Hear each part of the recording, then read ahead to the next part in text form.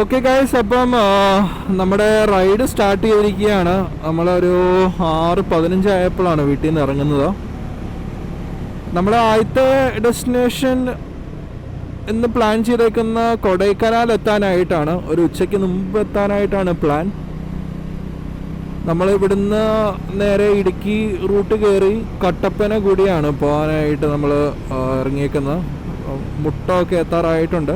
വലിയ മഞ്ഞുമില്ല, എന്നൊരു പ്ലസൻറ്റ് വൈബാണ്. തന്നെ കൊള്ളാം.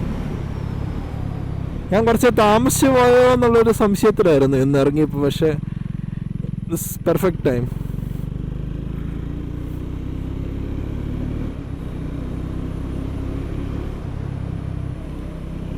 കംപ്ലീറ്റ് ടേൺസ് ആണ്.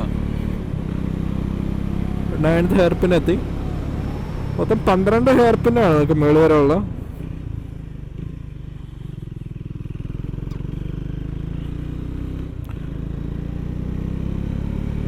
വണ്ടിയിൽ കംപ്ലീറ്റ് ലഗേജസ് ആയതുകൊണ്ട് തന്നെ ഞാൻ ഇതിനു മുമ്പും ഈ വഴിയിലൂടെ പല തവണ പോയിട്ടുള്ളതാണ്. But this is entirely different experience.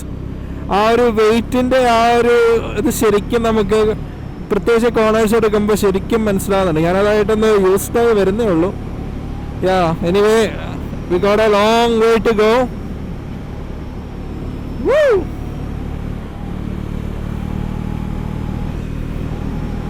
Beautiful corners, man. Oh, nice.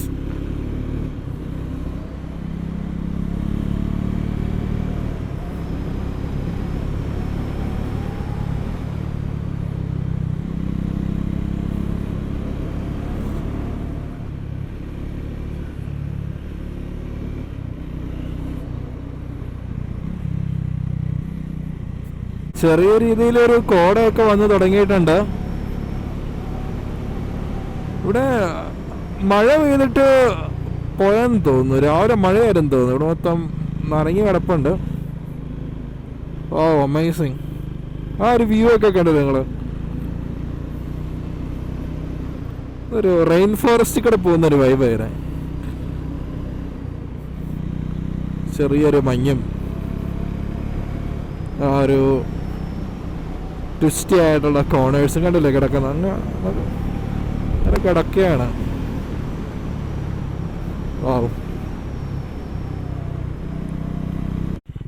നമ്മൾ ഇടുക്കി റൂട്ടിൽ കൂടെ വന്നിട്ട് ആദ്യമായിട്ടൊരു ആനയെ കണ്ടിരിക്കുകയാണ്. മേൻ, ഞാൻ ഓർത്തതിൽ ഒറ്റക്കൊമ്പനാണോന്ന്. നമ്മളിപ്പം ഇടുക്കിയിൽ നിന്ന് കട്ടപ്പന പോകുന്ന റൂട്ടിലാണ്.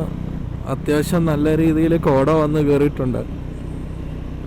കുറച്ച് നേരമായിട്ട് ഈ ഒരു അവസ്ഥയാണ്.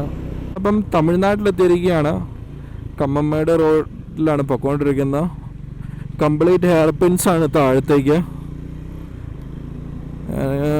ലാസ്റ്റ് ടൈം വന്നതിനേക്കാൾ ഒരുപാട് മോശമായിട്ടുണ്ട് road.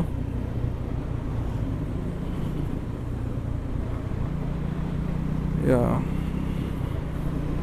So let's touch down to Tamil Nadu.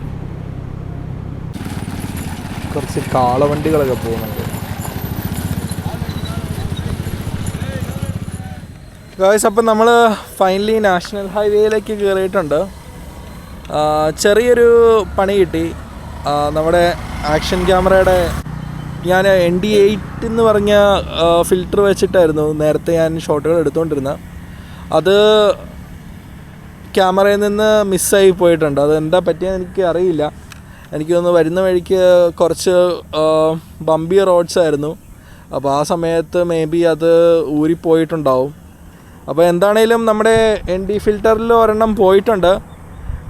Luckily ഞാൻ എൻ്റെ കംപ്ലീറ്റ് കിറ്റായിട്ടാണ് വന്നത്. അതുകൊണ്ട് ഞാൻ കുറച്ചും കൂടെ ഫിൽറ്റർ ഉള്ളൊരു ND ലൈക്ക് ഇതിപ്പോൾ ഏതാ വെച്ചേക്കുന്നത്, ലൈക്ക് ND16 വെച്ചിട്ടാണ് ഇപ്പം ഞാൻ ഷൂട്ട് ചെയ്യുന്നത്. ഹോപ്പ്ഫുള്ളി ഇത് വിഷ്വൽസൊക്കെ അടിപൊളിയായിരിക്കും എന്ന് പ്രതീക്ഷിക്കുന്നു. ബട്ട് ചെറിയൊരു സങ്കടമുണ്ട്. അറിഞ്ഞുകൊണ്ടല്ല പോയത്, അതുകൊണ്ട് കുഴപ്പമില്ല. ബട്ട് സ്റ്റിൽ ഞാൻ ഒരുപാട് യൂസ് ചെയ്തുകൊണ്ടിരുന്ന ND ഫിൽറ്ററായിരുന്നു അത്. Yeah, so let's continue our journey. Straight ആണ്, നമുക്ക് വേറെ ഡീവിയേഷൻസ് ഒന്നുമില്ല. ഇനിയൊരു 13 കിലോമീറ്റേഴ്സ് കൂടെ കഴിയുമ്പോഴത്തേക്കും തേനി ഹൈവേയിലേക്ക് എത്തും.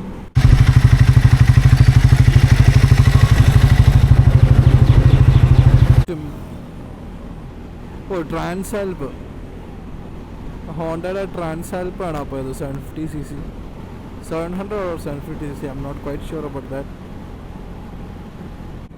കുറേ കാലമായി ഇങ്ങനെ കൊടൈക്കനാൽ പോകണമെന്ന് ഭയങ്കര ഒരു ആഗ്രഹം മനസ്സിലുണ്ടായിരുന്നു. ഫൈനലി നമ്മൾ ആ ആഗ്രഹത്തിലേക്ക് എത്തിക്കൊണ്ടിരിക്കുകയാണ്. കൊടൈക്കനാലിൽ നിന്ന് കുറച്ച് മാറിയിട്ടുള്ളൊരു സ്ഥലത്ത് ഒരു ഹോസ്റ്റലിലെ ഒരു പ്രോപ്പർട്ടിയാണ് ഞാൻ ബുക്ക് ചെയ്തിട്ടുണ്ടായിരുന്നത്. അപ്പോൾ അവർ അവിടുന്ന് നമ്മൾ ഈ പാസും കാര്യങ്ങളൊക്കെ എടുക്കേണ്ടി വരും പറഞ്ഞിട്ടുണ്ട്. അപ്പോൾ നമ്മൾ ഈ പാസും കാര്യങ്ങളൊക്കെ കളക്ട് ചെയ്ത് വെച്ചിട്ടുണ്ട്. ഇതുവരെ അങ്ങനെ ചെക്കിങ്ങും കാര്യമൊന്നും ഉണ്ടായിട്ടില്ല. ഇൻ കേസ് ഉണ്ടെങ്കിൽ നമുക്ക് ഡോക്യുമെൻസും കാര്യങ്ങളെല്ലാം ഞാൻ എടുത്ത് വെച്ചിട്ടുണ്ട്. ഈ പാസും കാര്യങ്ങളെല്ലാം കൊള്ളാം കേട്ടോ. കാരണം വളവും കാര്യവും ഉണ്ടെങ്കിലും നമുക്ക് വളരെ ഈസി ആയിട്ട് വളച്ചെടുക്കാൻ പറ്റുന്ന പോലത്തെ വളവുകൾ, നമ്മൾ ഇടുക്കി വഴി വന്ന പോലത്തെ അങ്ങനത്തെ ഹെവി ആയിട്ടുള്ള കോർണേഴ്സ് ഒന്നും വളരെ സ്മൂത്തായിട്ട് ആ വന്ന സ്പീഡിൽ തന്നെ നമുക്ക് ഈസി ആയിട്ട് ഇങ്ങനെ ടേൺ ചെയ്തെടുക്കാൻ പറ്റുന്നുണ്ട്. നൈസ്. ഇതാണേലും കണ്ടാൽ വലിയൊരു വളവാന്ന് തോന്നും, ബട്ട് ലൈക്ക് സിമ്പിളായിട്ട് കൊള്ളാം.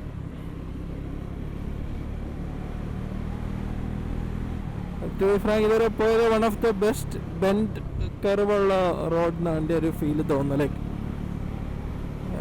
അത്രയ്ക്ക് നൈസായിട്ട് ഇങ്ങനെ ഓടിച്ചുകൊണ്ട് പോയതിലേക്കൂടെ.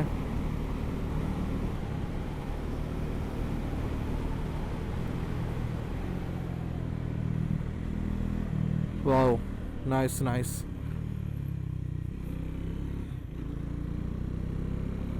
അത്യാവശ്യം നല്ല കോർണേഴ്സൊക്കെ എടുത്തു വരികയാണെന്നുണ്ടെങ്കിൽ ശരിക്കും നല്ല രീതിയിൽ ബൈക്ക് ടേൺ ചെയ്തെടുക്കാൻ പറ്റുന്ന വളവുകളാണ്. നമ്മൾ അത്ര എക്സ്ട്രീമിലേക്കൊന്നും പുഷ് ചെയ്യുന്നൊന്നുമില്ല. നൈസ് ആൻഡ് ഈസി ആയിട്ട് നമ്മൾ തിരിക്കുന്നുള്ളൂ.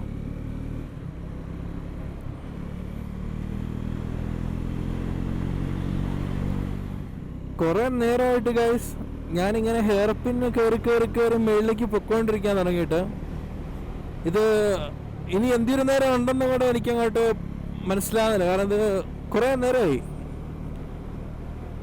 ഇതെങ്ങോട്ടാണ് ഗൈസ്? പക്ഷെ ഒരു ബോറടിയില്ല, കാരണം നല്ല കിടു വൈബാണ്, ഒരു രക്ഷയില്ല. ഓരോ ട്വിസ്റ്റും ടേൺസും കഴിയുമ്പോൾ പുതിയ പുതിയ ലൈക്ക് നല്ല കാഴ്ചകളും. നൈസ് മാൻ. കൊടൈക്കനാൽ കുറച്ചധികം നേരത്തെ വരേണ്ട കേസാണ്. ഓഫ് റോഡൊക്കെ ഉണ്ട് ഇടയ്ക്ക്. ഇങ്ങനെ നമ്മൾ നൈസായിട്ട് എഴുന്നേറ്റ് നിന്നിട്ട് വൈബായിട്ട് ഇങ്ങോട്ട്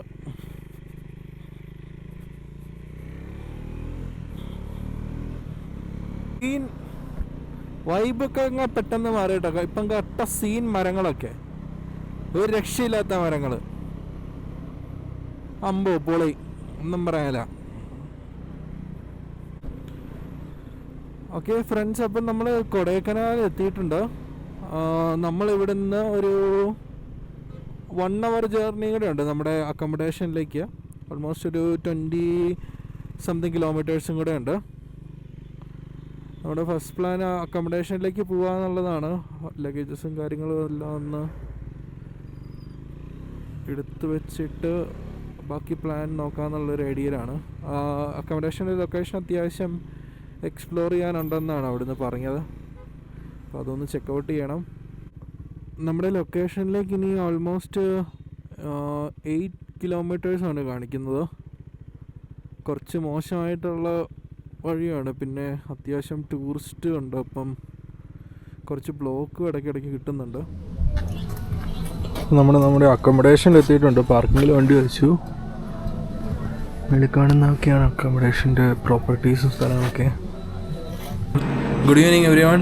ഇവിടെ സോസ്റ്റൽ എന്ന് പറഞ്ഞൊരു പ്രോപ്പർട്ടിയിലാണ് ഞാൻ സ്റ്റേ എടുത്തിരിക്കുന്നത്. അവിടുത്തെ കോമൺ ഏരിയയിൽ വരെ വന്നതാണ്.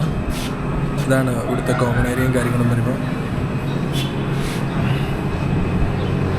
നല്ല അടിപൊളി വ്യൂ ആണ് പുറത്തേക്ക്. നമ്മൾ നോക്കുമ്പോൾ അറിയാം, ലൈക്ക്